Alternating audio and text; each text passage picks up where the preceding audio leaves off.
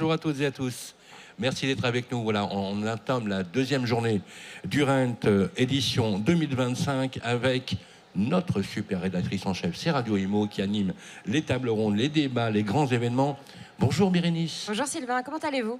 Je vais très bien et vous êtes absolument magnifique. Voilà. Pourtant, j'ai pas beaucoup dormi. Hein. On dort jamais beaucoup on a passé au moment du Rent.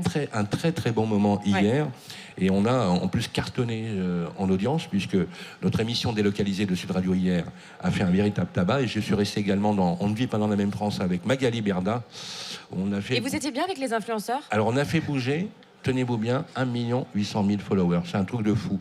Comme moi qui n'étais pas convaincu des influenceurs, là franchement je me suis rendu c'est un autre monde. À l'évidence. Ceci dit, ils m'ont dit quand même que j'incarnais l'ancien monde. Hein. Bon. Mais vous savez quoi, le plus important, c'est d'incarner au moins un monde. Voilà. Voilà, le JT avec des acteurs de l'immobilier, pas des moindres, qui sont avec nous sur le plateau. Voilà, les nouveaux challengers de l'intermédiation immobilière sont avec nous et les plus grands médias bientôt sur le podium et certainement sur la place numéro 1 avec le président de Bien Ici, David Benbassa. Comment ça va? Bonjour Sylvain, très bien. Merci d'être avec nous. Voilà, David, on se connaît bien David, puisqu'en plus on fête nos 10 ans. Absolument. Voilà, et on fête nos 10 ans, puisque en décembre, on fêtera les 10 ans de Bien Ici. Exactement. Merci en tout cas d'être avec nous. Laurent Radix également avec nous. Bonjour Laurent. Bonjour Sylvain, le patron de Paru Vendu. Et vous étiez hier avec nous, d'ailleurs, sur Sud Radio, avec Philippe Briand. Un grand moment. Exact, un grand moment. Et qu'on parle d'anniversaire, aujourd'hui, c'est les 25 ans de Paru Vendu. Ah, ben en fait, il n'y a que des anniversaires. En fait, les 10 ans de Bien Ici, en fait, les 10 ans de Radio Imo et les 25 ans pour Paru Vendu. On sait que d'ailleurs 25 ans, c'est l'âge de Bérénice. Tout à fait. Puisqu'elle se rappelle qu'il était sur la table de la cuisine. Oui, alors un peu plus parce que j'étais petite, mais oui. Donc, puisqu'on en parle, on attend nos cadeaux. Hein. Oui, l'anniversaire. Ça viendra plus tard, je pense. Alors, on voulait un grand patron de réseau, qui est d'ailleurs votre client, que vous soignez extrêmement bien. C'est un grand monsieur de l'immobilier, une belle réussite. On est très heureux, honoré de le recevoir. Un triomphe pour monsieur Gabriel Pacheco. Oui, ben voilà.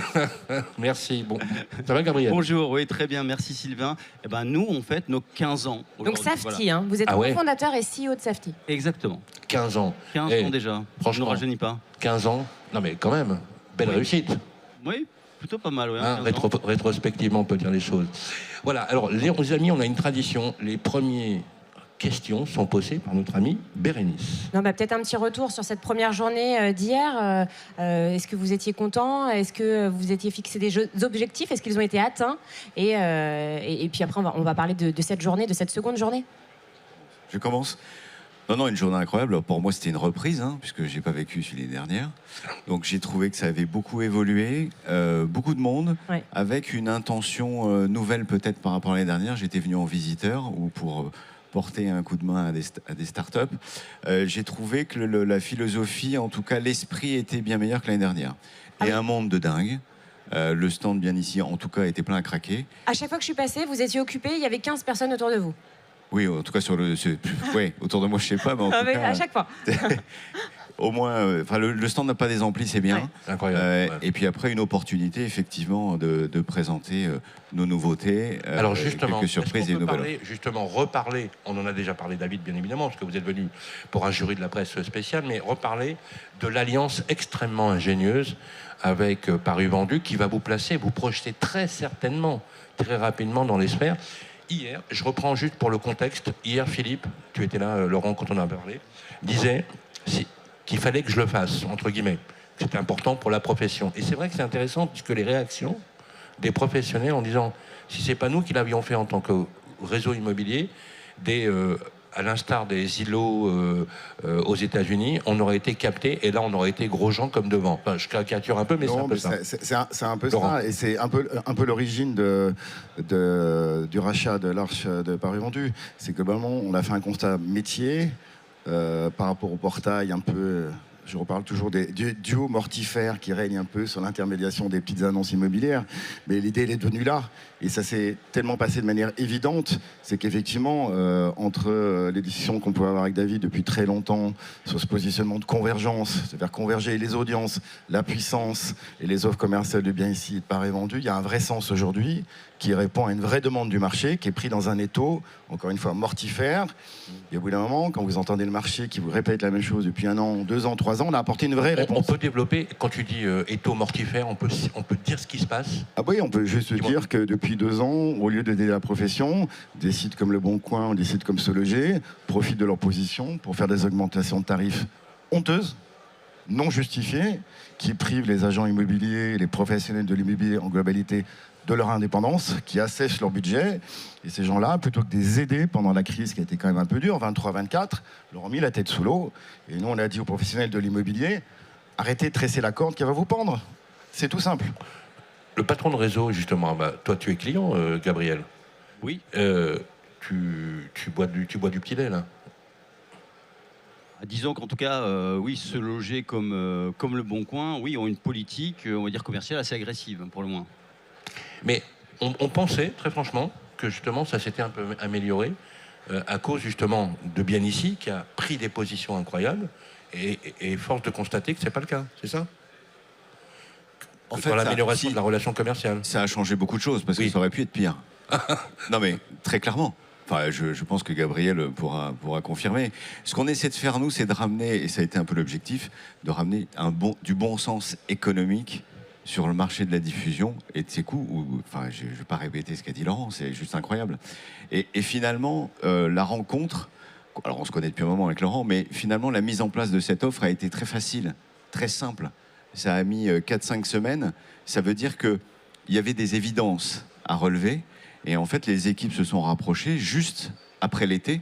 Et en 1 mois, on a construit une offre solide qui amène de la puissance, de la performance, qui joint, tu l'as dit, aujourd'hui, Bien Ici, c'est le 2e portail immobilier français. Paru Vendu, Paru Vendu est cité dans Astérix, donc autant te dire que la notoriété de la marque n'est pas à refaire. C'est juste incroyable. Donc aujourd'hui, l'association des deux, oui, c'est plus une alternative. Pour moi, c'est un choix que doivent faire les professionnels de l'immobilier. Bérénice. Est-ce que, alors moi j'ai une autre question. C'est vrai je pense que vous avez vu aux États-Unis Zillow, qui est un grand portail type un peu Se Loger, qui a fait un partenariat avec ChatGPT.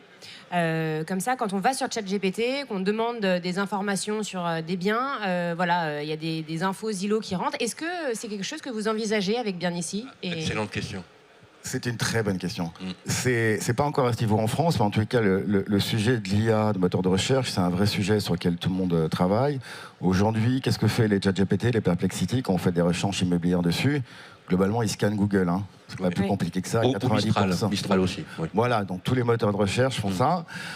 Aujourd'hui, les enjeux de Paris Vendu, on est un petit peu en avance.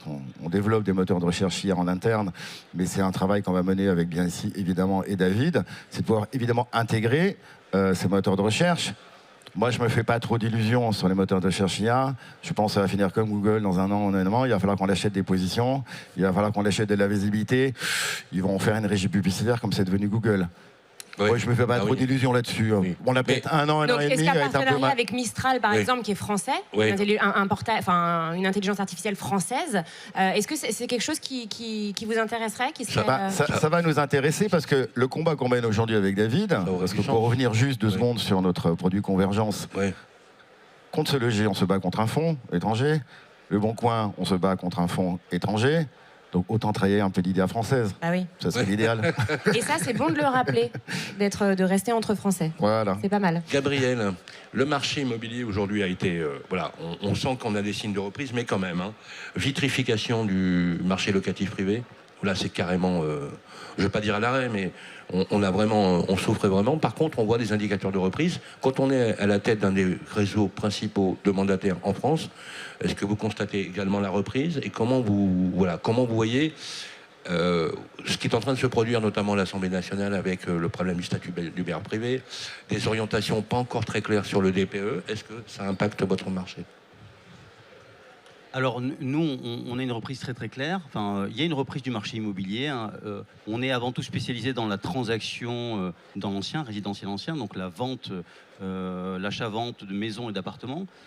Il y a une reprise très claire qui est liée notamment à la baisse des taux immobiliers, hein, qui étaient à 4,2% il y a 1 an et demi, qui sont tombés autour de 3,2%. Donc ça a relancé le marché, ça a redonné du pouvoir d'achat aux acquéreurs.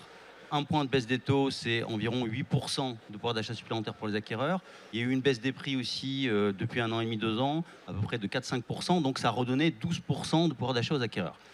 Ce qui fait que le marché, lui, a été un peu relancé. Je crois que vous le savez, les prévisionnistes disent que le marché va faire 8-9% de croissance cette année, en 2025. Et nous, on va faire 22% de croissance, donc une croissance 3 fois supérieure au marché. En 2025. En 2025, ouais. 22% de croissance. C'est énorme. Et ça, comment vous l'expliquez? C'est la recette Safety, hein, tout simplement. C'est la recette Safety. C'est de la notoriété. Hein, on est le réseau de mandataires le plus connu. C'est de la formation. 150 000 heures de formation chaque année chez Safety. Donc on a un peu moins de 6 000 conseillers. Ça fait près de 30 heures de formation en moyenne par conseiller et par an, avec certains qui font beaucoup plus de formation. C'est des outils. On a 60 personnes qui travaillent sur la tech, sur des sujets de digitalisation, sur des sujets d'IA bien évidemment. Et donc ça, c'est des outils différenciants. Et puis c'est aussi un esprit Safety. Hein, les gens sont happy at work chez Safety. On est labellisé. On a, on le sait, beaucoup nous l'ont dit, un très beau stand, voire le plus beau stand du Rent. Vous avez vu beaucoup de monde sur le stand. Donc c'est aussi ça l'esprit Safety. C'est un esprit d'ouverture, c'est un esprit très humain. Et c'est ce mix entre la technologie, la formation, la notoriété et surtout l'humain qui fait le succès. Voilà. Et moi, j'avais une question concernant le moral des mandataires. C'est des indépendants, on est d'accord, hein? On est bien d'accord que ce sont des indépendants. Ouais. Et justement, parce que c'est vrai que ça bouge pas mal à l'Assemblée nationale, notamment avec le budget. Il y a beaucoup d'interrogations concernant les indépendants, concernant les prélèvements. Est-ce que le moral est bon chez les mandataires? Le moral, en tout cas chez Safety, est excellent. Je pense que y a tellement, ça bouge tellement à l'Assemblée, ça change tellement tous les jours, que, en tout cas, nous, nos mandataires, on peut dire que ça n'intéresse pas véritablement à ce genre de questions. Le jour où ça sera acté, là, on verra. S'il y a des choses qui sont actées, en tout cas, les dernières informations que j'ai, c'est que rien ne devrait bouger sur les indépendants. En tout cas, on l'espère, mais les dernières nouvelles sont plutôt bonnes sur ce front-là. Alors, justement, on va enchaîner sur l'objet. On a parlé de l'intelligence artificielle. Alors, moi, j'aimerais qu'on déconstruise un peu le fantasme autour de l'intelligence artificielle. Notamment, on a vu, par exemple, des lancements de ce qu'on appelle les agents conversationnels. Et tu parles carrément aux gens. C'est incroyable, hein, c'est bluffant. Ouais. Et hier, on a fait une émission qui est vachement intéressante, un peu contracyclique, tu vois. C'est-à-dire qu'on a dit, voilà, est-ce que une application remplacera le rapport tactile, la poignée de main du négociateur quand il découvre? Moi, j'aimerais entendre votre point de vue sur est-ce que l'IA va fabriquer des agents immobiliers augmentés? Là, c'est un peu la thématique. Ça fait très journaliste, mais Laurent? Non, je vais te faire une réponse très pragmatique. Je pense que c'est tout simplement impossible. Et que l'investissement immobilier, c'est le premier investissement dans la vie des gens. Donc c'est le plus important, c'est engageant sur du crédit, sur 20 ans, 25 ans. On loge sa famille, on ne pourra pas. L'intelligence artificielle va aider, en tous les cas, les sites d'intermédiation, comme bien ici, et Paris Vendu, à faciliter la recherche, à amener des leads plus de qualité pour les agents immobiliers. Mais une fois qu'on a amené le lead chez l'agent immobilier, les clients, ils vont se parler, ils vont visiter, ils vont toucher. Vous savez, il y avait un grand fantasme dans la voiture il y a 5 ou 6 ans en disant les voitures vont tous s'acheter en ligne, il n'y aura plus de concession automobile. Connerie monumentale. Oui. Il faut y aller. Il faut aller, il faut toucher le produit, il faut voir, il faut visiter, il faut ressentir. Le patron de Paris Vendu qui nous dit ça, ça rassure. Franchement, ça rassure. En plus, j'ai souvent raison, hein, tu le sais. Oui. David Benbassa.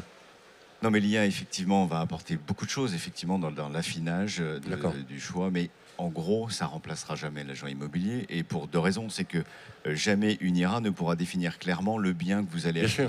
Tout simplement parce qu'un achat immobilier, c'est l'achat d'une vie, c'est une somme de compromis, une somme de choix, la localisation. Et tu te rends compte qu'aujourd'hui, on parle à un agent IA qui nous répond verbalement.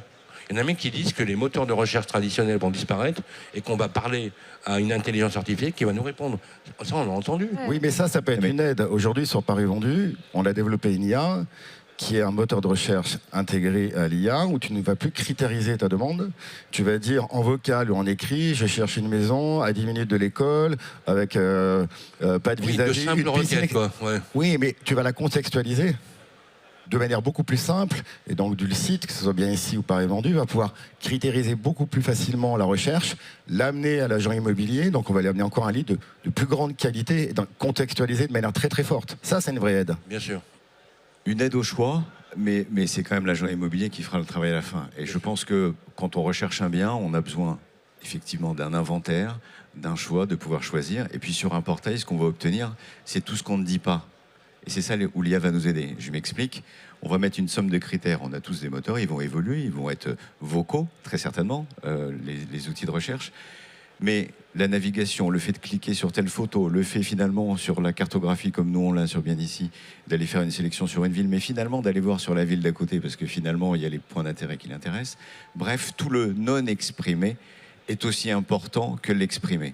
Et ça, c'est uniquement sur les moteurs de recherche qu'on pourra le déterminer et amener une meilleure réponse. C'est clair, c'est clair. Et justement, pour les professionnels de l'immobilier, l'IA, est-ce que ça déconstruit un peu la profession? Est-ce que la position du patron que tu es permet de rétablir un peu l'équilibre? Voilà, parce que c'est vrai que ça fantasme énormément quand même. C'est un fantasme à tel point qu'on constate que la plupart des conférences, même y compris sur le salon, sont sur l'IA. Sont sur l'IA. Nous d'ailleurs, d'ici quelques minutes, on organise une conférence sur le bilan et les perspectives du marché immobilier, parce que c'est quand même ça le plus important. Donc oui, il n'y a pas que l'IA dans la vie. Nous, on utilise déjà beaucoup l'IA sur la rédaction d'annonces immobilières, évidemment, parce qu'on sait que les acheteurs regardent beaucoup la qualité des annonces, sur des retouches photos, parce que évidemment la photo c'est un élément clé dans le choix de l'acquéreur, mais au final, ce qu'on dit, ce ne sont que des outils à disposition du conseiller, et le conseiller augmenté, c'est le conseiller qui est davantage au service, qui est davantage empathique, qui est davantage compétent grâce aux formations, et qui va s'appuyer sur l'IA. Mais le conseiller augmenté, c'est pas le robot, au contraire, c'est la personne qui est encore plus humaine. Mais après, quand on automatise certaines tâches, ça peut aussi nous libérer du temps pour justement gagner en... C'est un outil. Nous, on utilise beaucoup, notamment ChatGPT. Dans toutes les formations, il y a des parties dédiées à ChatGPT qu'on voit comme un assistant commercial et administratif au service du conseiller qui est lui-même au service du client.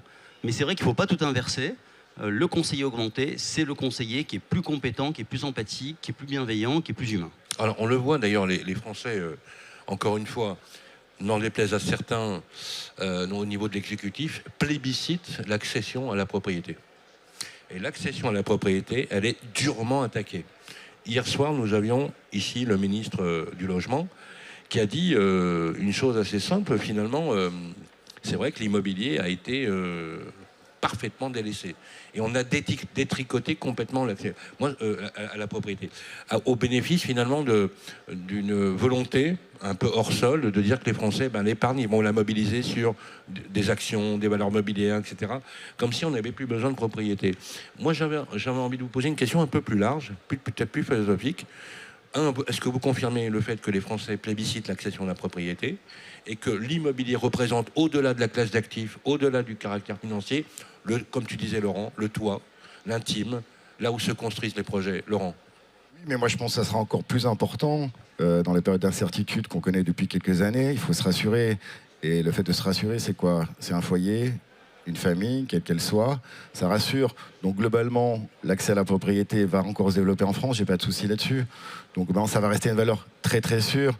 Et comme le disait Gabriel tout à l'heure, effectivement, tout cet écosystème, que ce soit de l'IA ou pas de l'IA, au service des clients, comme on le fait chez Bien Ici, Paris Vendu, au service des clients, comme le fait Gabriel avec Safety, au service des clients, c'est que ça. Et la valeur refuge, de toute façon, l'immobilier sera toujours là. David? Oui, et puis on le voit très clairement depuis la moitié de 2024, mais surtout 2025, avec la demande qui augmente. Il y a des événements de marché qui font que la demande de propriété est plus importante. Nous, on a des augmentations d'audience records de plus de 20% chaque mois depuis le début de l'année. C'est-à-dire que la demande est là, l'offre a augmenté, et puis il y a un équilibre maintenant entre stabilité des taux, réajustement des prix. Ça fait revenir cette envie, ce besoin, effectivement, de propriété. Alors, les investisseurs ne sont pas encore revenus. Oui. Non. Alors justement, Gabriel, tu confirmes cet état d'esprit, l'immobilier revêt une dimension bien plus large que le simple aspect financier? Oui, une dimension psychologique très forte pour les Français. Les Français aiment l'immobilier, les Français aiment la pierre, les Français aiment toucher, des éléments qui sont matériels. Et en effet, avec les périodes troublées qu'on connaît maintenant, avec les crises à répétition, même les polycrises, comme on dit, plusieurs crises à la fois, c'est vraiment une valeur refuge. Bérénice? Non, c'est vrai que je suis d'accord avec vous. Après, moi j'ai quand même un point de vigilance justement par rapport aux investisseurs, On l'a vu au avec les statut du bailleur affaires privé. Là, il y a quand même des députés qui ont voté un amendement pour retoquer le LMNP, l'amortissement. Alors évidemment, c'est au stade initial. Il faut que ce soit adopté au Sénat.